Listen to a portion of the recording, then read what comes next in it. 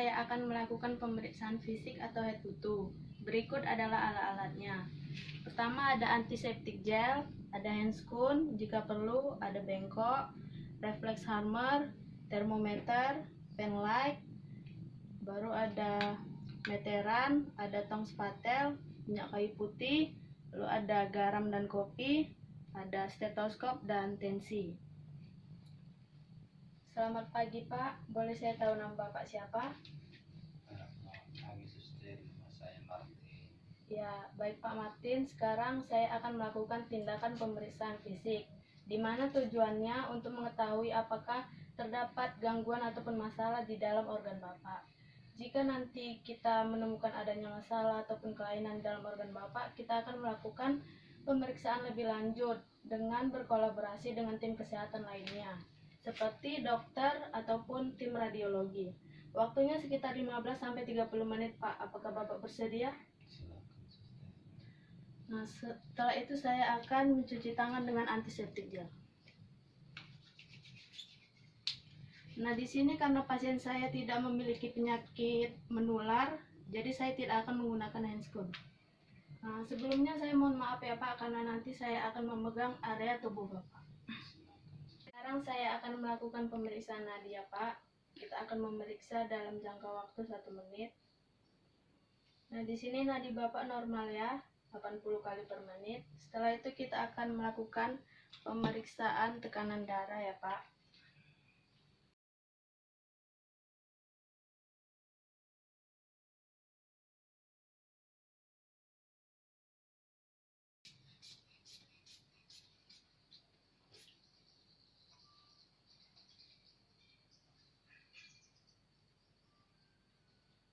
Nah, di sini tekanan darah Bapak normal ya, 120/80 mm/Hg.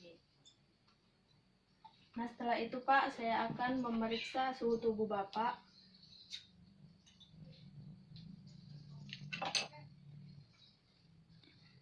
Maaf ya Pak.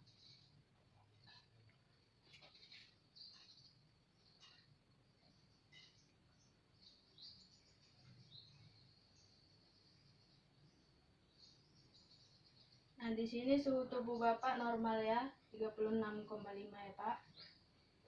Nah, setelah itu kita akan melakukan pemeriksaan dari rambut ya Pak. Pertama kita akan inspeksi dulu bagian rambut pasien. Nah, di sini warna rambut Bapak hitam ya Pak. Nah, di sini juga tekstur rambutnya bagus dan tidak ada ketombe maupun kutu ya Pak. Setelah itu kita akan melakukan palpasi di bagian kepala pasien. Nah, di sini saya raba tidak ada benjolan ataupun luka ya di bagian kepala Bapak. Nah, setelah itu saya akan memeriksa bagian wajah pasien. Di sini kita akan melihat apakah wajah pasien itu simetris atau tidak. Kita melihatnya dari ujung hidung pasien. Nah, di sini sepertinya wajah Bapak simetris ya Pak. Setelah itu kita akan memeriksa bagian mata pasien. Kita akan periksa bagian konjungtiva pasien. Mohon maaf ya Pak, bisa lihat ke atas Pak? Bisa suster. Nah, di sini konjungtiva pasien normal ya, warnanya merah kemerah-merahan.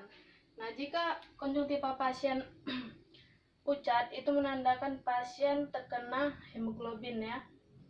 Setelah itu kita akan meriksa bagian sklera pasien. Bisa lihat ke bawah Pak. Nah, di sini skleranya normal ya, berwarna putih.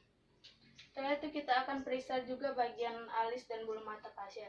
Di sini bagian alis Bapak, nah, pertumbuhannya normal ya Pak. Setelah itu kita periksa juga di bagian pupil pasien dengan menggunakan pen light ya. Nah, di sini normalnya pupil Bapak akan mengecil jika saya senter ya Pak. Dan di sini normal ya Pak.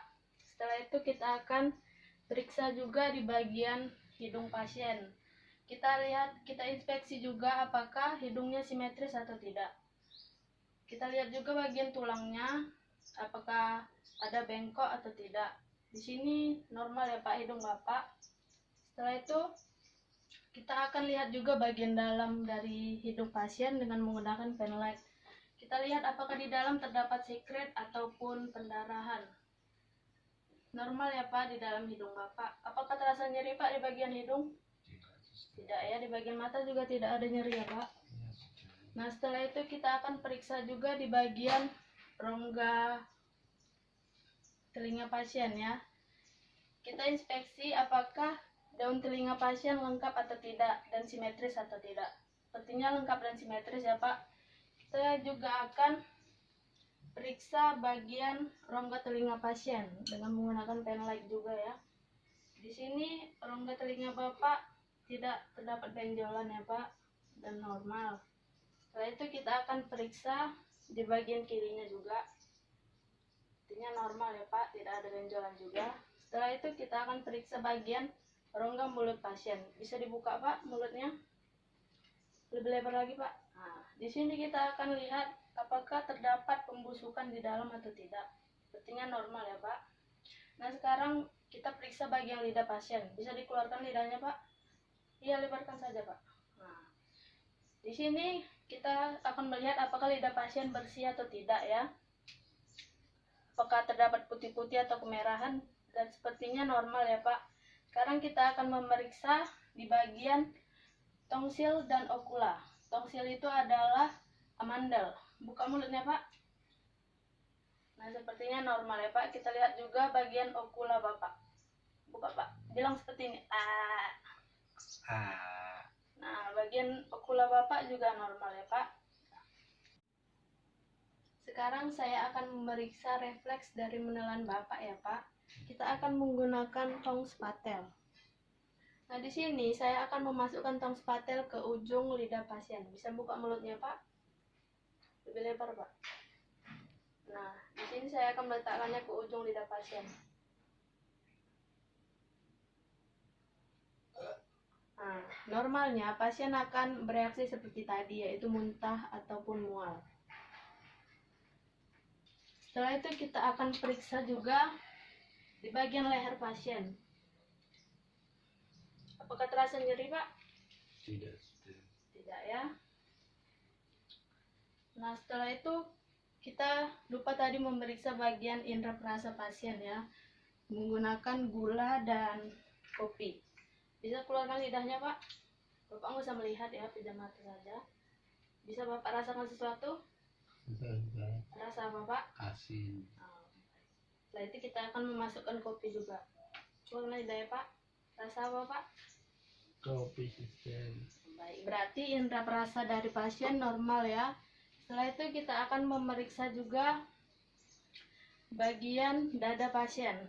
Bisa kita angkat bajunya ya Pak. Ya, silakan, suster.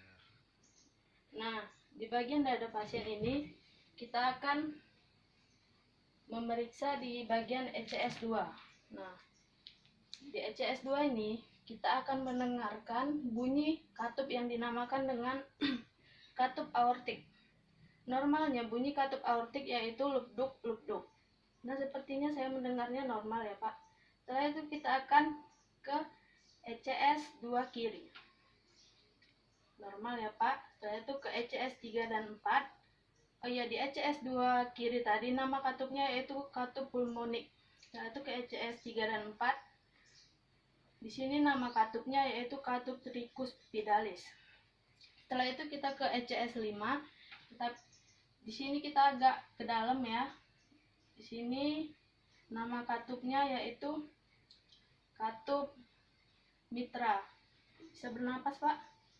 Nah di sini normalnya kita tidak mendengarkan apapun ya.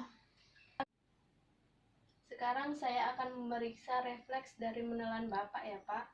Kita akan menggunakan tong spatel. Nah di sini saya akan memasukkan tong spatel ke ujung lidah pasien. Bisa buka mulutnya Pak? Lebih lebar Pak. Nah di sini saya akan meletakkannya ke ujung lidah pasien. Nah, normalnya pasien akan bereaksi seperti tadi, yaitu muntah ataupun mual. Bapak duduk sebentar Pak. Bisa, suster. Ada ke sana ya Pak.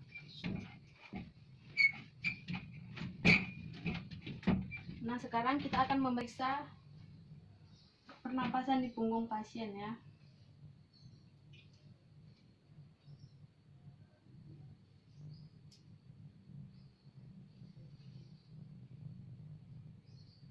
bernapas normal saja ya Pak.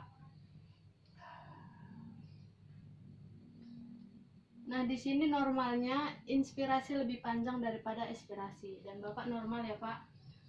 Nah, setelah itu kita akan memeriksa juga pergerakan diafragma dari pasien. Kita akan tekuk seperti ini.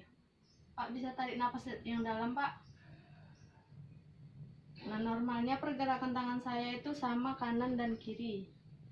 Nah, setelah itu kita akan memeriksa juga suara getaran dari paru-paru pasien.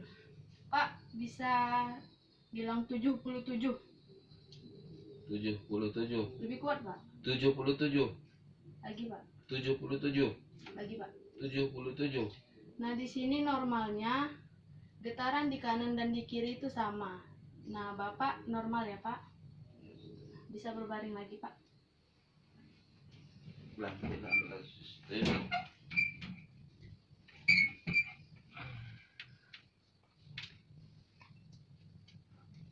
Nah, setelah itu kita akan memeriksa di bagian abdomen pasien.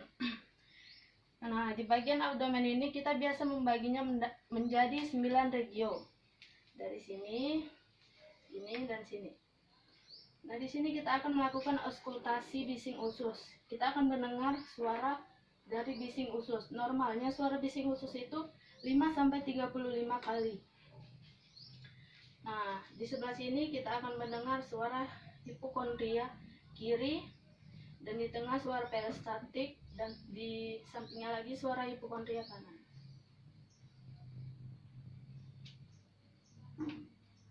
Nah, sepertinya normal ya Pak.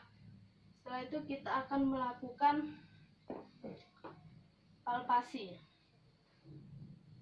Palpasi dalam dan palpasi dangkal. Apakah terasa nyeri Pak? Tidak, Sister. Lebih dalam lagi, apakah terasa nyeri Pak? Tidak. Apakah terasa nyeri Pak? Tidak, Sister. Nah, begitulah. Sepertinya normal ya Pak. Sekarang kita akan melakukan perkusi. Apakah terasa nyeri Pak? Tidak ya? Tidak. Nah, sepertinya normal ya. Setelah itu kita akan melakukan palpasi atau perabaan ya.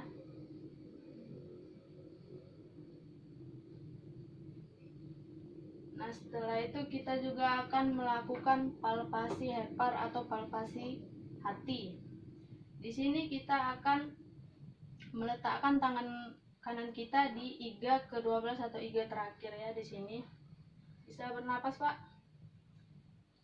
Bisa, Sister. Nah, di sini normalnya kita tidak akan merasakan apapun. Nah, jika pun kita merasakan, itu pun akan sedikit dan itu masih normal. Tetapi jika kita merasakan dorongan yang keras, itu berarti pasien kita mengalami pembesaran hati, dan Bapak tidak mengalami pembesaran hati ya Pak. Setelah itu kita akan melakukan palpasi ginjal. Nah, di palpasi ginjal ini kita akan menekannya sedikit saja, karena ginjal itu sangat sensitif. Bernapas Pak.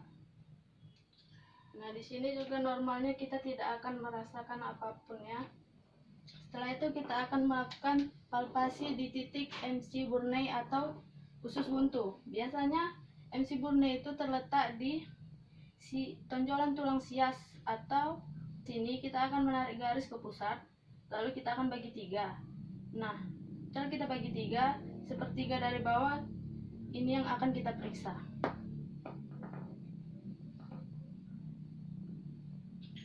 Bisa tarik nafas Pak. Bisa, Sister. Nah, di sini normalnya juga kita tidak akan merasakan apapun ya. Dan sepertinya Bapak tidak. Apakah di sini terasa nyeri, Pak? Tidak. Tidak ya, berarti Bapak tidak ada usus buntu. Setelah itu kita akan melakukan pemeriksaan kulit dan kuku. Kita akan periksa di bagian tangan pasien. Kita lihat pigmen dari warna kulit pasien. Sepertinya normal ya Pak, dan kuku Bapak juga normal. Kita lihat juga di bagian kaki pasien. Sepertinya normal ya. Nah, setelah itu sekarang saya akan memeriksa saraf di kaki Bapak ya Pak. Nah, sepertinya tidak ada gangguan di saraf bagian kaki Bapak ya, Pak. Sekarang kita akan memeriksa tinggi badan Bapak. Bisa berdiri, Pak? Bisa suster. Tolong dipegang ya, Pak.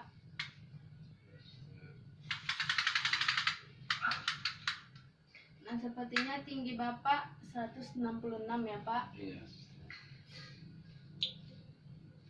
Nah, sekarang kita akan mengukur berat badan Bapak.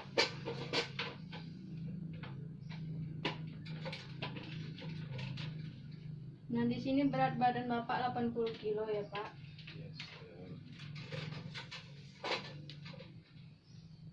Nggak bisa naik lagi, Pak, ke tempat tidur. Iya, sebentar, suster.